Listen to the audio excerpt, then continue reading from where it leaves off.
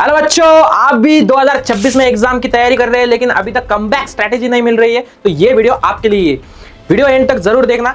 अभी तक चैनल को सब्सक्राइब नहीं किया है तो क्या किया है भाई, जल्दी से सब्सक्राइब करो क्योंकि इस चैनल पर आपके लिए ऐसे ही इंपॉर्टेंट वीडियोस डेली अपलोड होते रहते हैं। चलो आज बात करते हैं ऐसे 4 मास्टर स्ट्रैटेजीज के बारे में जिसको अगर आपने फॉलो कर लिया तो समझो आपके एग्जाम को आपने सेट कर लिया। तो चलो शुरू करते हैं। 4 स्ट्रैटेजीज में से सबसे पहले हमारी स्ट्रैटेजी जो है द इनपुट, मतलब क्या, ऑनलाइन लेक्चर और बुक रीडिंग। इसका मतलब क्या है दोस्तों कि अभी एग्जाम को बहुत कम समय रह चुका है, बराबर है। तो आपको फोकस क्या करना है, एक ही चीज पर फोकस करना है, दोनों में टाइम वेस्ट नहीं करना है क्योंकि दोनों में आखिर कंटेंट जो है हमारा वो तो सेम ही रहने वाला है, बराबर है कि नहीं। तो हमको क्या करना है, या तो ऑनलाइन लेक्चर करने हैं या फिर बुक रीडिंग करनी है। अभी इसके दोनों के अलग अलग फायदे हैं, वो एडवांटेजेस हम पहले देखते हैं। सबसे पहले हमारा ऑनलाइन लेक्चर्स का क्या एडवांटेज होता है, विजुअल कॉन्टेक्स्ट, मतलब क्या कि जो भी हम पढ़ते हैं या फिर बुक में देखते हैं वो सब विजुअली हम स्क्रीन पर देख सकते हैं। इससे क्या हो जाता है, हमारा जो ब्रेन है ज्यादा ग्रास्प करता है, बराबर है। दूसरा है स्पीड कंट्रोल। अभी हम तो बहुत ही बिजी लोग हैं, नरेंद्र मोदी जी जो है हमारे पंतप्रधान पीएम, उनसे भी ज्यादा हम बिजी इंसान है, बराबर नहीं, हमारे पास समय ही नहीं है। तो हमको क्या करना पड़ता है, हमको स्पीड में लेक्चर देखने पड़ते हैं। अभी 2 घंटे कहाँ एक बुक रीड करते बैठेंगे हम, उससे बेहतर है 1 घंटे का लेक्चर देख लेते हैं, बराबर नहीं। अभी वो 1 घंटे का लेक्चर भी हम 30 मिनट में देखते हैं, कैसे, तो उसको हम लगा देते हैं 1.5 या फिर 2x के स्पीड पर। तो इससे हो जाता क्या है कि वो जो लेक्चर है वो हमारा आधे घंटे में खत्म हो जाता है। तो ये अलग एडवांटेज है उसका। तीसरा है हमारा रियल वर्ल्ड एग्जांपल्स, मतलब क्या है कि जो भी हम चीजें हमारे आसपास देखते हैं वो एक्चुअल में रियली प्रेजेंट होती है, लेकिन ऐसी कुछ चीजें हमें पढ़ाई जाती है जो कि बहुत साल पहले हो चुकी है, अभी उसको हम नहीं देख सकते। तो उसको एनिमेशंस के थ्रू हम क्या कर सकते हैं, विजुअलाइज कर सकते हैं या फिर स्क्रीन पर देख सकते हैं। अभी देखते हैं बुक रीडिंग का क्या फायदा है, डीपर डाइव, मतलब क्या, अभी कभी कभी क्या हो जाता है, ऑनलाइन में कुछ लिमिटेशंस आ जाती है, जो बुक का मतलब डीप कंटेंट होता है उसको हम नहीं पढ़ा पाते, बराबर है कि नहीं। तो उसमें हो क्या जाता है कि बहुत से पॉइंट छूट जाते हैं हमारे से। तो अगर आप बुक रीडिंग करेंगे तो बुक रीडिंग में क्या हो जाता है कि जो भी आपका स्टार्टिंग से लेकर एंड तक जो भी आप पढ़ते हैं उसका जो हर एक लाइन है, हर एक वर्ड है, वो आपके दिमाग के अंदर से जाता है। तो इससे आपको पता चलता है कि इस बुक में इस लाइन में क्या क्या दिया हुआ है।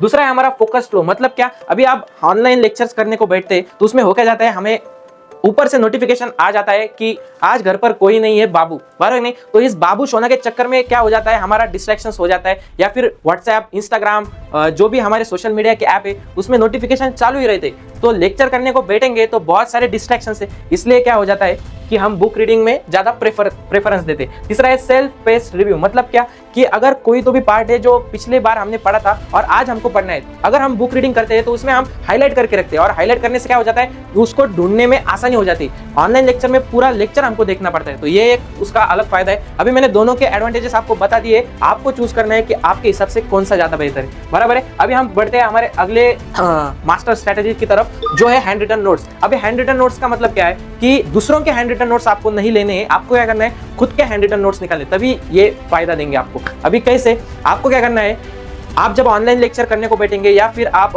बुक रीडिंग करने को बैठेंगे, साथ ही साथ में आपको उसके शॉर्ट हैंड राइटिंग नोट्स निकालने। अभी हैंड रिटन नोट्स के क्या फायदे होते हैं, सबसे पहले मेमोरी रिकॉल, मतलब क्या हो जाता है, जब आप हैंड रिटन नोट्स निकालते तो आपको मेमोरी रिकॉल करने की आदत लग जाती है, मतलब आपका ब्रेन ज्यादा यूज करता है उस टाइम पे, बराबर नहीं। जो कि आप अगर दूसरों के हैंड रिटन नोट्स लेंगे तो आपका ब्रेन उस टाइम पे सिर्फ रीडिंग करेगा, लेकिन हैंड रिटन नोट्स का निकालने की जो आइडियाज है वो फाइंड नहीं करेगा, बराबर है। दूसरा है फोर्स्ड समराइजेशन, मतलब आप क्या करेंगे, जो भी 10-12 लाइन का पैराग्राफ है उसको शॉर्ट ही, जितना शॉर्ट कर सकेंगे आपके हिसाब से उतना करने का ट्राई करेंगे, इससे आपको समराइज करने की आदत लग जाएगी। दूसरा है फ्यूचर प्रूफिंग, मतलब क्या कि अगर उसका रिव्यू आपको किसी और को बताना है, मतलब वो चीज किसी और को आपको एक्सप्लेन करनी है तो आप आसानी से कर पाएंगे, बराबर है।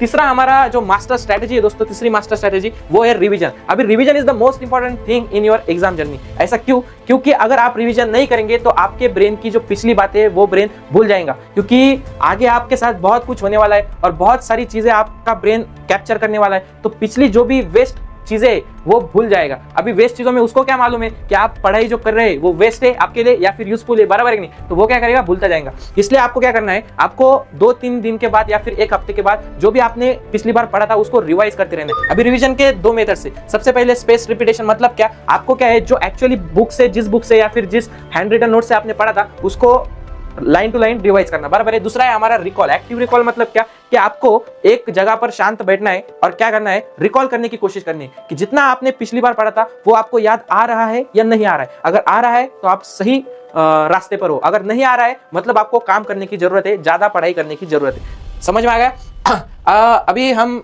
ये देखो, हमने आपके लिए एक सेंटेंस लिखा है, knowledge is only rumour until it is in the muscle. मतलब आपको नॉलेज अफवाह ही लगेगी जब तक वो आपके अंदर घुस नहीं जाती, बराबर है कि नहीं? अभी आप कहेंगे हाँ एक कागज मेरी जिंदगी बदल नहीं सकता, या फिर एक कागज मेरा फ्यूचर तय नहीं कर सकता, बराबर है कि नहीं? अगर वो कागज आपके ब्लड शुगर या फिर ईसीजी का होगा तो फिर ये डायलॉग गलत हो सकता है, बराबर है कि नहीं? तो इसलिए, लेकिन अगर पढ़ाई के वक्त अगर आप ये समझेंगे कि वो जो कागज है आपका एसएससी का मार्कशीट या फिर नीट का अगर आपका रिजल्ट होगा, बराबर है कि नहीं, वो स्कोर कार्ड आपका फ्यूचर डिसाइड करता है। क्योंकि अगर आप नीट में अच्छा स्कोर लाते या फिर एसएससी में अच्छा स्कोर लाते तो आपका जो फ्यूचर होने वाला है वो ब्राइट होने वाला है, और जो आपके पास पैसा अर्निंग होने वाला है वो अर्निंग सोर्स प्रोड्यूस होने वाला है उससे, बराबर है कि नहीं? तो इसलिए एक कागज आपका फ्यूचर डिसाइड करता है दोस्तों, बराबर है।